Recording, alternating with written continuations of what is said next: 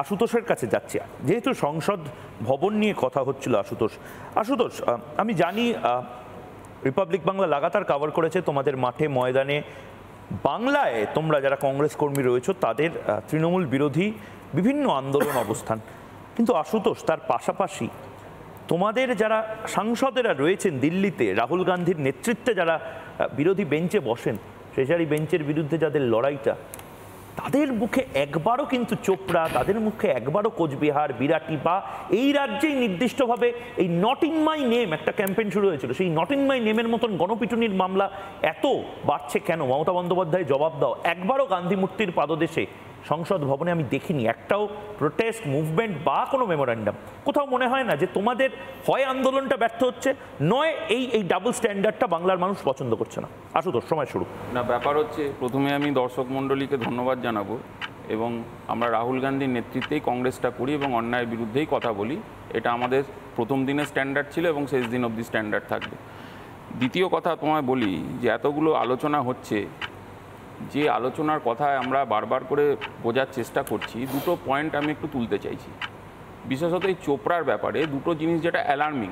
দেখো, হিন্দু মুসলিম নিয়ে রাজনীতি তো আমরা করতে পারবো না। আমরা যেটা পারবো সেটা হচ্ছে যেটা ন্যায় আর অন্যায়ের যে লড়াই চলছে সমাজে, সেটা নিয়ে কথা বলতে। এখন ব্যাপারটা কি, এই জেসিপি নামক যে লোকটাকে ধরা হয়েছে বা যিনি অভিযুক্ত, তাকে থানা কেন ভয় পেল রাখতে থানায়, এটা একটা প্রশ্ন জাগে। দ্বিতীয় কথা, এই হামিদুল রহমান যাকে নিয়ে এত আলোচনা হচ্ছে, রাজ্যের যিনি প্রশাসনিক প্রধান বা যে তৃণমূল কংগ্রেসের টিকিটে উনি জয়লাভ করে এমএলএ হয়েছেন, সে ভোট লুট করে হোক বা ভোট না দিয়ে হোক, এখন ব্যাপার হচ্ছে তাকে এমএলএশিপ থেকে এখনও কেন সরানো হয়নি? উনি তো জনপ্রতিনিধি হওয়ার মতন যোগ্যতা উনি দেখাচ্ছেন না। ওনার কথাবার্তা যা আমরা শুনছি, প্রেস মিডিয়া যখন প্রশ্ন করছেন, উনি যেসব কথাবার্তা বলছেন, মনে হচ্ছেন যে উনি জেসিপি সাপোর্টেই জিতেছেন এবং ভোটকে এক প্রকার বুলডোজ করেই জিতেছেন। এবং আমাদের এই দুটো প্রশ্ন বারবার করে ওঠে। এবং দেখো, একটা জিনিস হচ্ছে যে আমরা বারবার বলছি যে দেখো, অগাস্ট 30, 2019 ওয়েস্ট বেঙ্গলে এই লিঞ্চিংয়ের বিরুদ্ধে আইন পাস হয়। ডিসেম্বর 22 ঝাড়খণ্ডে পাস হয়। এটা কিন্তু বাংলায় যেটা পাস হয় সেটা এখনো আইন হয়নি। না, সেটা এখনো আইন হয়নি কেন? সেটা প্রশ্ন আসবো, আমরা উত্তরে আসবো। কিন্তু তার আগে যেটা তোমার জানতে হবে সেটা হচ্ছে এই যে মব লিঞ্চিং, এই মব লিঞ্চিংয়ের প্রবণতাটা কেন হচ্ছে? তার কারণ হচ্ছে এই যে মানুষকে অহিষ্ণু করে দেওয়ার একটা প্রক্রিয়া চলছে। আজকে তোমাকে একটা জিনিস বুঝতে হবে, পশ্চিমবঙ্গের মাটিতে দাঁড়িয়ে যারা আমরা রাজনীতি করছি, আমরা কি বুঝতে পারছি? দল মত নির্বিশেষে তৃণমূলও বুঝছে খুব ভালো করে যে ক্রিমিনালাইজেশন অফ পলিটিক্সটা কমপ্লিট হচ্ছে আস্তে আস্তে। রাজনীতিটা কারা কন্ট্রোল করবে? ক্রিমিনালরা। আমরা পঞ্চায়েত নিয়ে তো একবার আলোচনা করছি না ময়ূর? প্রায় 70 জন খুন হতে আমরা দেখেছি এই বাংলার বুকে। এটাও তো আলোচনাতে হওয়া উচিত। বিরোধী যারা নেতৃত্ব রয়েছেন তারা পঞ্চায়েতে নমিনেশন ফাইল করতে পারবেন না, 1/3 এমনি করে জিতে যাবে। এগুলো তো মানুষ দেখছে।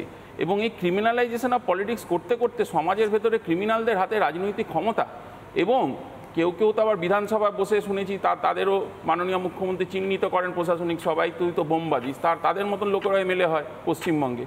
তাহলে এরা যারা মানুষের জনপ্রতিনিধি, মানুষ যারা ক্রিমিনাল, তারা কি দেখছে?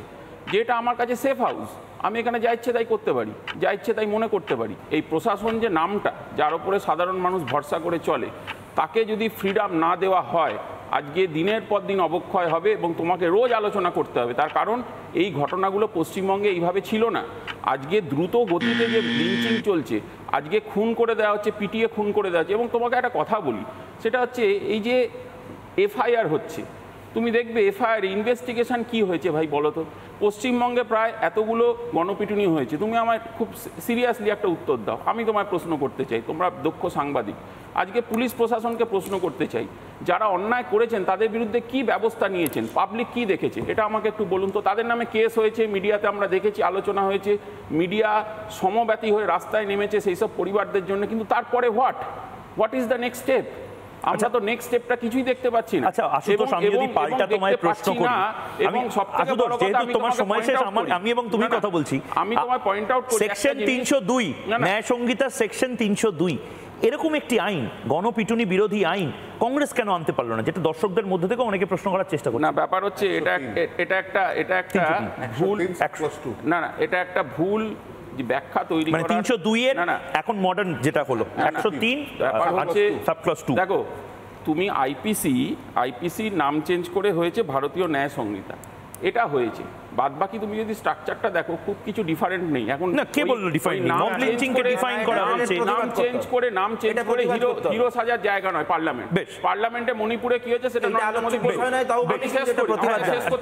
এরপরেই আপনি বলবেন, কিন্তু পার্লামেন্ট হিরো সাজার জায়গা না। মণিপুর নিয়ে আলোচনা অবশ্যই দরকার, চোপড়া নিয়েও তো দরকার। 100 বার রাহুল গান্ধী চোপড়ায় আসছেন না কেন? চোপড়ায় কংগ্রেসের নেতৃত্বরা অলরেডি গেছে। রাহুল গান্ধী মণিপুরে পৌঁছাতে পারেন 5 ঘন্টায়। আমাদের বক্তব্য খুব পরিষ্কার।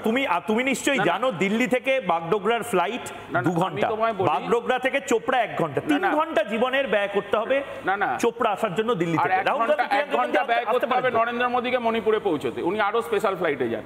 শারদ বাবুর কাছে সোজাসুজি যাচ্ছে। শারদ বাবু, আপনি শুনলেন কংগ্রেসের মুখপাত্র কি বললেন? মানে আমি ওয়াটাবাউটরির জায়গা বা সেই খাতা খুলতে বলছি না যে কংগ্রেস কি করেছিল দেখো বিজেপি কি করেছে, কংগ্রেস কি করছে দেখো বিজেপি কি করছে, কিন্তু আমি একটা কথা জানতে চাই। গণপিটুনি বিরোধী আইন ভারতবর্ষে তৈরি হয়েছে, গণপিটুনির বিরুদ্ধে সবাই আমরা সচেষ্ট হতে চাই, কিন্তু তারপরেও পশ্চিমবঙ্গে অভাবটা কি? প্রশাসনিক অসহায়তা, না আস্কারা, না অপদার্থতা, না আসলে এটাকেই হাতিয়ার করে অনেক কিছু জিতে নেওয়া যেতে পারে? জাতীয় কংগ্রেসের কথা শুনে মনে পড়ে গেল, গণপিটুনি নিয়ে আলোচনা করছি তো, কিন্তু গণপুলিশ পিটুনিটা ভুলে যাচ্ছি আমরা। 75 থেকে 77 সাল ভুলে যাবেন না আপনারা, এখানে পিটুনি ছিল না, গণপুলিশ পিটুনি ছিল। মনে করিয়ে দিলাম সবাইকে। এবার নজিরে আসবো।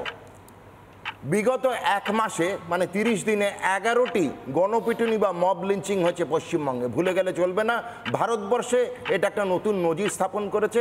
অনেক অনেক ধন্যবাদ মাননীয় মুখ্যমন্ত্রী মমতা বন্দ্যোপাধ্যায়কে, পশ্চিমবঙ্গকে শিখরে তুলে দিয়েছেন আপনি। দিদির কথা টেনে বলি, ঠিকই বলেছেন দিদি, ভুলে গেছেন আপনি অনিতা দেওয়ান, আমি ভুলিনি তাই নামটা যোগ করলাম। তাহলে যদি মনে করি আমরা 1977 থেকে 2024 অবধি আমরা অনিতা দেওয়ানের গণধর্ষণও ভুলব না, আমরা আনন্দী মার্গীদের গণপিটুনিও ভুলব না, আমরা আজকের চোপড়াও ভুলব না, সন্দেশখালিও ভুলব না, কোনো গণপিটুনি ভুলব না।